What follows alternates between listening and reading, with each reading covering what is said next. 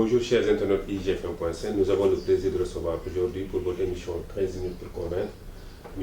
Ousseynou Kassé, responsable APR à Bambey et membre du collège exécutif national de la convergence des cadres républicains, qui est l'organe de direction de votre parti. Bonjour M. Kassé. Bonjour M. Fall. Alors M. Kassé, l'actualité politique reste dominée ces derniers temps par l'édition du maire de Dakar, Khalifa Sall. Pour certains, cette édition n'est qu'un acharnement contre un éventuel responsable, un éventuel adversaire politique à votre leader. Qu'est-ce que vous répondez à cela? Voilà, sur cette question, je ne voudrais pas me pencher dessus parce que c'est entre les mains de la justice, la police est en train de faire des enquêtes. Je pense que sur de pareils cas, nous devons laisser l'enquête se poursuivre sans faire d'influence. Maintenant, la chose sur laquelle je voudrais revenir, c'est l'amalgame que les gens commencent à faire autour des caisses d'avance et des fonds politiques. Je pense que moi-même, j'étais chef de service quelque part où il était prévu dans les textes d'avoir une caisse d'avance, que j'ai toujours refusé de prendre en son temps, parce que les conditions idoines n'étaient pas sur place. Donc détenir de l'argent sans coffre-fort, etc.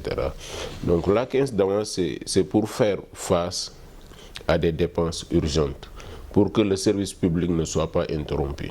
Donc ça aussi, il faut le dire, mais dans tous les cas, on devra apporter les justificatifs nécessaires. Parce qu'il y a un principe très simple qui est connu au niveau de l'État. Les gens ils disent souvent, l'État paye après service fait. Donc il faut faire le service et ensuite faire suivre les papiers et l'argent, le décaissement se fera par le trésor public. Mais pour que les dépenses soient effectuées, soient exécutées et qu'il n'y ait pas d'interruption du service public, sur pareil cas ou dans certaines circonstances, on a prévu et on prévoit de faire des caisses d'avance. Mais dans tous les cas, on devra justifier. Alors que pour des fonds politiques, la loi est claire, il n'y a pas de justificatif à faire. Et l'argent est utilisé pour le peuple et par le président de la République. Il y a la diplomatie, il y a des services de défense, beaucoup de choses qui entrent dedans et que les gens ne diront pas. Mais c'est clairement défini et clarifié. Donc je pense que c'est ça que je voulais faire pour qu'il n'y ait pas d'amalgame dessus. Donc une caisse d'avance, elle est différente de fonds politiques. Donc, ça... Mais pourquoi ça tombe sur lui? Parce que mairie de Dakar, il y a eu plusieurs maires qui se sont succédés, mais jamais dans l'histoire politique récente. Hein? En tout cas, nous, on n'a jamais vu pareille situation. Et c'est un pur hasard. Je pense que le président de la République, son Excellence Macky Sall, depuis son accession au pouvoir, a mis sur place des organes pour qu'il y ait plus de transparence, pour que tous les gens, tous les responsables du moins qui sont à des stations puissent apporter le moment venu des justifications et revenir pour dire comment ils ont géré. Je pense que ça aussi, il faut le dire. Entre 2012 et maintenant, il y a un nouveau vent qui est en train de souffler au niveau du pays. Je pense que l'histoire, il faut toujours un point de départ pour que la transparence, et ça c'est pour le bien de tout le monde, c'est pour tous les Sénégalais. Je pense que c'est une belle occasion qu'on donne aussi en partie au maire pour apporter des clarifications sur sa gestion.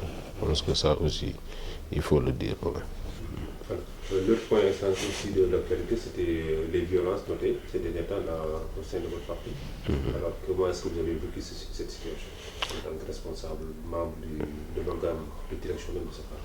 En tant que responsable, nous avons vécu, en tout cas, nous en avons échangé, discuté lors de nos dernières réunions au niveau des cadres de l'APR. Parce qu'à l'unanimité, les gens l'ont déploré. Parce que l'heure n'est pas pour les querelles, l'heure est au travail. Travailler pour la mise en œuvre du plan Sénégal émergent. Nous avons été élus pour 5 ans. Et au terme de ces 5 ans, le président de la République devra montrer et poser sur la table un bilan pour demander un deuxième mandat. Nous l'avons accompagné jusqu'à son accession au pouvoir. Nous devons travailler à ses côtés pour donner satisfaction à la demande sociale aux Sénégalais de façon générale. Parce que l'histoire récente du Sénégal, l'histoire politique a montré qu'en partie le PDS a été sanctionné parce qu'il y avait beaucoup de querelles, il y avait beaucoup de guerres et on disait souvent au président Wade que c'est parce que le parti vit qu'il y a tout ceci. Je pense que ça, c'est pas... Nous devons revenir au calme. Alors, et aller au niveau de nos bases respectives pour travailler, comme l'a dit le président de la République. Parce que, d'ailleurs, moi, récemment, il y a de cela une semaine ou 15 jours, j'ai lancé un concept, les week-ends républicains, bien pour l'inscription sur les listes électorales. Est-ce que quelque part aussi, ce n'est pas le fait que votre parti n'est pas structuré et qu'aujourd'hui, chacun se réclame responsable de tel ou tel endroit? Finalement, ça crée la confusion. Voilà. Bon, sur la structuration du parti, c'est un choix que nous avons opéré. Je pense que dans d'autres partis, il y a une structuration verticale qui existe, mais au niveau de l'Alliance pour la République, nous avons choisi dès le début de ne pas structurer. Mais ne pas structurer le parti ne veut pas dire que le parti n'est pas organisé. Le parti est très bien organisé. Nous avons un secrétariat exécutif national qui est au sommet. Nous avons des structures dont moi je fais partie. Nous avons des comités au niveau de la base, des coordonnateurs qui sont désignés par le président de la République. Tout ceci, c'était pour faire un nivellement. Et on l'a dit sur le Yoonu Yokkute. Je pense que l'un des slogans majeurs du président de la République était de réduire les inégalités sociales. Donc on n'a pas voulu créer des clivages ou des relations hiérarchiques. C'est pourquoi on utilise, nous, au niveau de l'APR, le terme de coordonnateur. Donc c'est ça, au niveau des cadres, nous avons un coordonnateur, au niveau des jeunes, nous avons un coordonnateur, au niveau des femmes, au niveau des sages, et nous avons des comités à la base. Donc c'est un choix. Le parti est organisé, mais n'est pas structuré. On a constaté que depuis quelque temps, vous êtes sur le terrain, dans votre fief, à Bambey. Bambey qui est jusque-là le bastion de Mme Aïda Mbodj. Ça vous dit quoi? C'est un bastion prenable. Bambey est prenable. Et d'ailleurs, Bambey a été pris. En 2012, je pense que les résultats sont là. Nous avons gagné largement au niveau de Bambey. Parce que tous les responsables étaient unis autour de l'essentiel pour donner la victoire au président de la République. Mais en 2014, chacun était parti de son côté, pensant que c'est lui le leader ou bien il doit assurer un leadership. Et les résultats ont montré que voilà, c'était pas le bon chemin. Je pense que c'était peut-être l'image du président Macky Sall qui planait pour qu'il y ait un vent de changement qui soufflait de façon globale dans le pays. Donc, oui, pas forcément. Parce que le président n'a pas gagné partout. Et à Bambey, c'est parce qu'on avait fait un travail, plus l'image du président naturellement, que nous avons gagné. En ce moment, la dame dont vous faites allusion était très forte. Quelle dame? Non, je ne vais pas. De préférence, je ne cite pas de nom comme ça pour interpeller directement les gens. En tout cas, le PDS, de façon globale, était très fort au niveau de Bambey. Abdoulaye Wade y a passé une nuit. On a vu le meeting qui a été fait avec un stade plein. Donc, on a transporté des gens. Malgré tout ceci, les gens ont travaillé et nous avons gagné. Parce qu'il y a un travail qui a été fait, quand même on ne doit pas le passer comme ça ou passer dessus. Donc je pense qu'il faut que les responsables, tous ceux qui travaillent en tout cas pour le président de la République, y compris les partis alliés, l'APR elle-même, qu'on se réunisse, qu'on commence le travail au niveau de l'inscription actuellement, de l'animation du parti, et pour aller vers l'élection. Et au-delà de l'élection, des élections législatives, aussi les présidentielles de 2019. Quel est le concept que vous avez lancé à la base? Alors, moi, j'ai lancé un concept récemment c'est-à-dire les week-ends républicains pour l'inscription sur les listes électorales. Et c'est un concept alors qui est chargé d'information, parce que nous avons des responsabilités étatiques. Du lundi au vendredi, nous allons travailler pour notre pays, alors pour donner satisfaction aux populations. Et les week-ends, au lieu de nous reposer, nous allons au niveau de la base pour encadrer les populations, les organiser et pour les amener vers l'inscription sur les listes électorales. Parce que l'information qui est contenue autour de cette inscription n'est pas très bien connue. C'est une carte de la CEDEAO. Si vous la détenez, vous n'avez plus besoin de passeport pour aller au Nigeria, par exemple, au Mali, en Côte d'Ivoire, etc. Donc ce document-là, et jusqu'au mois d'avril, si vous vous inscrivez, vous détenez en même temps votre carte électeur et votre carte d'identité nationale. Parce que cette année, l'innovation aussi, c'est que nous aurons un seul document. Alors que lors des dernières élections, les dernières inscriptions sur les cartes biométriques, c'était une carte d'identité nationale d'une part et une carte électeur d'autre part. Cette fois-ci, le document sera seul et unique. Mais au-delà du mois d'avril, vous ne pourrez obtenir que votre carte d'identité nationale. Et peut-être même que ce sera payable. Donc on peut encadrer les populations pour qu'ils puissent s'inscrire très rapidement et leur donner la bonne information par rapport à ça. Alors, quelle est la situation à Bambey? Est-ce qu'il y a une forte adhésion des populations à s'inscrire? Oui, les gens ils s'inscrivent. Alors, ce que j'ai relevé cette semaine, je faisais le tour des imams. Alors pour échanger avec eux, leur donner l'information, parce que aussi c'est des porteurs de voix et ils pourront bien dans leur prêche en parler. Donc ce n'est pas de la politique mais de la citoyenneté. Alors le constat est que les gens vont s'inscrire, mais on a besoin de plus de commissions à ce niveau. Donc parce que Bambey a une population virtuelle qui est venue se greffer à la population existante, c'est-à-dire l'université Alioune Diop de Bambey. Et les cours ont commencé.